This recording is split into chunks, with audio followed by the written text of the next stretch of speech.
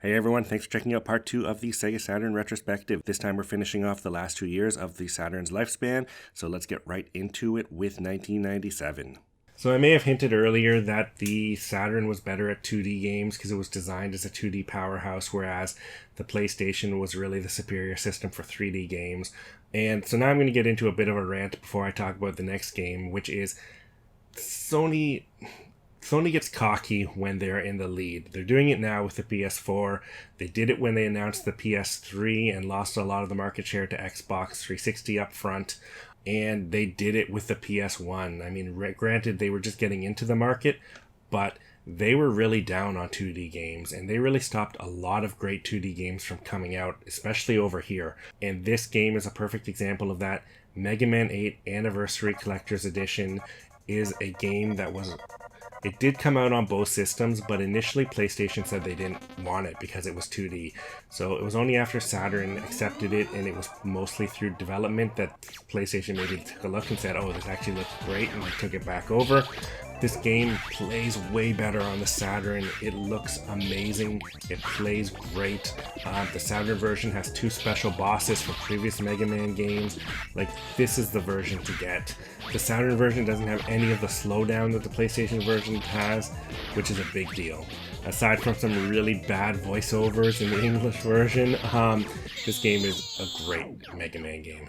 Next is an interesting title called Scud, the Disposable Assassin. This is based on the short-run comic series from the 90s by writer Rob Scud, who is pretty popular in some circles for his TV work. The game stars Scud, a robotic assassin who's set to self-destruct after killing his target, but when he realizes that, he leaves his target alive and goes on the run.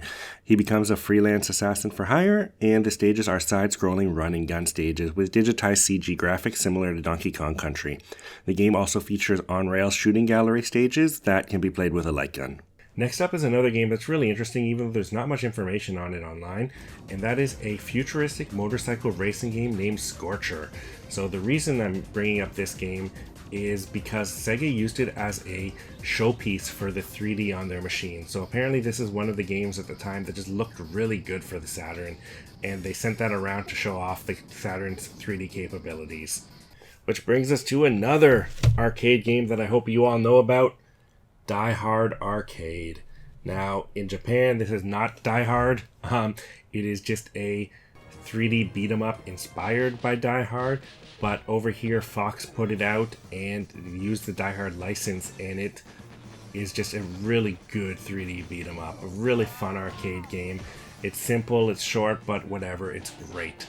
So I hope you check it out. There's a sequel on Dreamcast, check that out too, Dynamite Cop I think it's called. Again, yeah, tons of fun. And now another game that I kind of wrote off the same way I wrote off Fighting Vipers. Fighters Mega Mix is another 3D fighter built on the Virtua Fighter 2 engine. And like I said earlier, I have Virtua Fighter 2. I don't need all these Sega 3D fighters, but I think I do need the Sega 3D fighter because it is a Saturn exclusive. It is the first 3D fighter by Sega not to have an arcade version. And it is an interesting mix of other Sega fighting games. So the game has 11 characters from Virtua Fighter 2, but some of them have already been upgraded to use their Virtua Fighter 3 moves before that game came out. And it has 11 fighters from Fighting Vipers, so it combines those 2 franchises. But what's really interesting is there's also 12 unlockable fighters based on other Sega games, and there is some fun and crazy stuff in there. So there are a couple fighters from Virtua Fighter Kids, there are a couple fighters from Sonic Fighters, and there are just some weird things, like you can play the car from Outrun as a fighter. You can play the AM2 logo that is developed a lot of Sega games. They have this palm tree logo, and that's a fighter in the game. So just wicked crazy stuff that I need to see. And in doing the research for this episode, I came across another game that I had heard about but never really thought to check out, and I definitely need to now, and that is called 3 Dirty Dwarfs. And this is a really unique beat-em-up where you control one of the 3 dwarfs at a time. So the other 2 dwarfs follow you around and you switch between them, and each of them has a different attack. When you get hit, that character gets knocked out and you have to use the next dwarf in line. Certain levels mix things up by introducing different changes to the gameplay. It sounds really cool. I love beat 'em ups. I love ones that especially try to change things up and make things a little differently, and this sounds like something I'll totally take. Next up is a game that I just came across by surprise. I had never heard of it. I saw the Atlas logo on it and said, I need to get this. It is a game called Lunacy. It is a kind of Myst-like adventure game. Actually, it's a lot more like D. It's this adventure game where you're exploring this town, solving puzzles, talking to people. A ton of kind of cutscenes in there to move the story along. It may be a little too complex for its own good, in my opinion. The town is kind of hard to move around. It's a little frustrating to figure out what to do next, whereas D was a little more linear, and where Myst was way open. This game is something I didn't really dig when I played it, but it's a rare title in one of those early Atlas games, so it's definitely something interesting. The next game is one I don't have that a lot of Saturn fans will probably give me crap over, but that is Saturn Bomberman. Bomberman is the huge Smash multiplayer series. This one is super notable for allowing up to 10 players multiplayer. So if you go to a big retro gaming convention that has a Saturn, they probably have this hooked up with 2 different multi-taps. It's wicked fun if you can get 10 people in the same room, which is tough, but again, it's just a really great version of Bomberman. There's a single player mode as well if you're into that kind of stuff, but again, the big draw here is the 10-player multiplayer. Another game in the Shining series is next, Shining the Holy Ark. This one goes all the way back to the first game, Shining in the Darkness, in terms of gameplay. It is a first-person dungeon crawler, so my least favorite style of Shining game, but there's only 2, so I can suffer through them a little bit. This one actually has a direct tie to the upcoming Shining Force 3. It is considered a prequel to that game, so it's worth getting into that lore if you're going to get into Shining Force 3. The game has 8 playable characters in it, and like Shining in the Darkness, you build a party, you explore the town in dungeons, and try and complete different story objectives. Next up is another great Working Designs game, Albert Odyssey. This is actually a side story to 2 Albert Odyssey games that came out on the Super Famicom in Japan only. The original 2 games were strategy RPGs, and this is now a traditional turn-based RPG. So, you explore the world and you go into these battles where you take turns attacking the enemies. So the only game in the series to be released in English. It stars a character who's trying to cure his sister who's been turned to stone. Next up is Sonic Jam, which is a compilation of the 4 Genesis Sonic games. So Sonic 1, Sonic 2, Sonic 3, and Sonic & Knuckles. What makes this game really interesting, if you're a big Sonic fan, is that it includes a museum level where you move around the level in 3D and look at different concept stuff. And I believe that level is kind of rebuilt from assets that were going to be used for Sonic Extreme. So if you're a big fan of Sonic and you're really curious about Sonic Extreme, that's one way to see kind of what that game would have been like. Next up is Resident Evil, which is of course a multi-platform game, but I bring it up because the Saturn introduced the battle mode, which I believe you unlocked after you finished the game. So the battle arena mode became a big deal in later Resident Evil games, and I don't believe it was in the PlayStation 1. It may have been in Director's Cut, but whatever. This is the first place that it appeared, and it's become a staple for the series, so it's worth noting. Next up is Last Bronx, which is another 3D fighting game by Sega that has 8 playable characters, some that include weapons, and it takes place in an urban environment, which leads to a lot more interesting looking stages than the other Saturn 3D fighters. Next up is the Sega Ages game, which is if you don't know the Sega Ages series, it's been around for a long time now. It started on Saturn in Japan, where they would put out older Sega games, so classic Genesis games, on disc for Saturn, later for PS2, and most of the time these were just straight up emulated ports of those original games, 1 game per disc, so that's how Japan does, and later there would be actually remakes of those games, but here we got 1 disc, Sega Ages, which actually had 3 of the games from Japan. So it had Space Harrier, Outrun, and Afterburner 2. So I believe those were the arcade ports, so 3 great arcade ports on 1 disc. It's a cool thing for Sega fans. Following that is Sonic R, which is the first 3D Sonic racing game. So it's a bit different from something like Mario Kart. It is a 3D game where you're running along the track. There are 5 tracks and 10 playable characters, and there's a story mode where you're trying to stop Robotnik from getting all the Chaos Emeralds. Following up on what I was talking about with D, Enemy Zero is the second game in the D series. This one stars Laura again. This time it's a sci-fi game. She's in space. She's on a space station that's being attacked by aliens that are invisible. So it's actually a really unique take on survival horror. You have to kind of use your different devices and, the sound to kind of locate these aliens while they're fighting you. And it's just weird.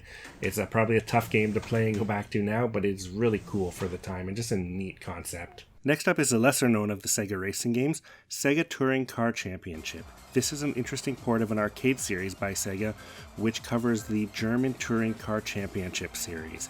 The Saturn port contains content from the 95 and 96 version of that series.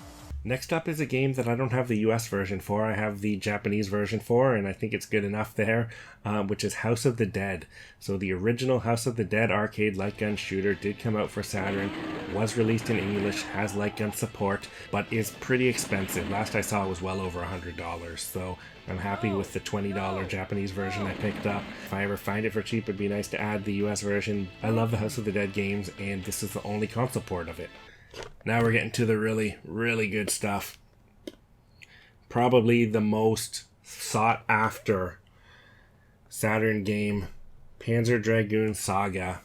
The first two Panzer Dragoon games we talked about were on-rail shooters where you fly a dragon.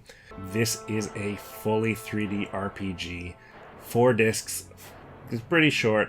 They're full of cutscenes. You probably burn through this thing in like 15 hours, 20 if you're doing side quests. But it is just a cool take on the RPG genre. The combat is really interesting and inspired by the previous games. When you get into combat, every encounter is like a puzzle. So it's not so much about your stats. It's more about kind of doing the right actions in the right order. So you have a beam that you can, it's this homing laser that kind of fires a whole bunch of lasers at multiple enemies. You have a gun that you can target a single enemy with, and you have different abilities, healing and big attacks and stuff that the dragon can do by building up time. And you can move to 4 different positions on the map. The enemies also move around you. So when you're in combat, you're constantly repositioning your dragon to end up in safe positions or to end up in positions where you can hit the enemy's weak spots. And it's just a really cool game that, there's all these stories about maybe Sega has lost the source code and they can't put it back out again. The Saturn is notoriously hard to emulate, so this is a game that not a lot of people can play. Very few copies were released, and they are wicked expensive now. I was lucky because as soon as I got the Saturn from my buddy, this was one of the first games I went after. When I picked it up, I don't remember, it was like maybe it was under $200 for sure. And even at that time, I was like, I don't know, is it worth it? But now I think it's up over like $600 or $800. It is crazy expensive, but if you're a hardcore Saturn fan, it's a must-own for the system. Which brings us to another rare, expensive, but amazing game, which is Shining Force 3. So the Shining Force 1 is maybe one of my favorite tactics RPGs of all time. I just love the way the game is designed. I love the way it looks. The story is interesting. The characters are great. It's just a fun, great game. And Shining Force 3 isn't quite as great because it's their first step into 3D tactics, and it's the style just isn't quite there, but it's still a really cool game. And this was actually the first of 3 parts of this game that came out in Japan. So I have the Japanese versions of part 2 and 3, although you know how RPGs go. Maybe we'll do a let's play of those sometime. Just a really hard, expensive game to find, but well worth it because it's a great tactics series. That brings us to my most recent acquisition, Burning Rangers, which I didn't hear about until maybe a year ago, and then I realized I kind of need this game for my collection. But by the time I heard about it, it was wicked expensive and very rare. I think it's one of the last 5 games to come out on the system, so not a lot of people had it. Luckily, the person who I got it from wanted some rare Turbo CD games, and there was one I was getting rid of equal value, so I made a straight trade, and I'm super happy. It is a really interesting game made by Sonic Team. It takes place in the future. You control this team of elite firefighters. They have jetpacks so they can fly to high areas or different levels of buildings that are on fire. Your main job is to put out fires and rescue civilians. There's no mini-map in it, so it's tough to get around, but instead you have to follow the voice of your operator who kind of tells you where to go. So there's an interesting navigation system like that. Again, just a really interesting game that not a lot of Saturn owners got to experience. Which brings us to the last game ever released in North America for the Saturn, Magic Knights Rayearth. This is actually really interesting because this game was shown off back when the Saturn was unveiled at E3. It was one of 12 games that they announced were coming out, but it constantly got delayed. It was delayed over 2 years, mostly because of the localization, but Working Designs did manage to get it out, and it is a cool top-down 2D classic action RPG. You control the 3 girls from the Rayearth series. If you don't know, Rayearth is a manga and anime series. It's a magical girl series where you play 3 girls in a different land. It's kind of got a bit of a fantasy vibe to it. They each have different attacks and abilities. In this game, you play as one of the 3, but you switch between them, so the other 2 are always following you, and you can switch between them to solve puzzles or use their different combat abilities. They have team attacks. It is a fun, cool-looking game. I highly recommend checking it out, especially if you're a fan of the anime. It covers the first arc of the anime, so the storyline is very similar. It's just a fun game. And that is the end of our Saturn retrospective. Not a ton of games for the system, but more than enough to make it worth your while if you're looking into this stuff.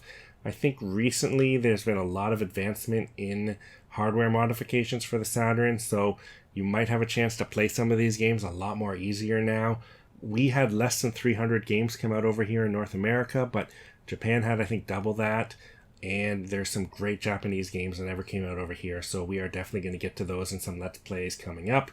Thanks for checking out this retrospective. I hope you found out about a couple games you didn't know about. Stay tuned for other retrospectives I'm doing, or check out some of the other retrospectives I've already done. See you next time.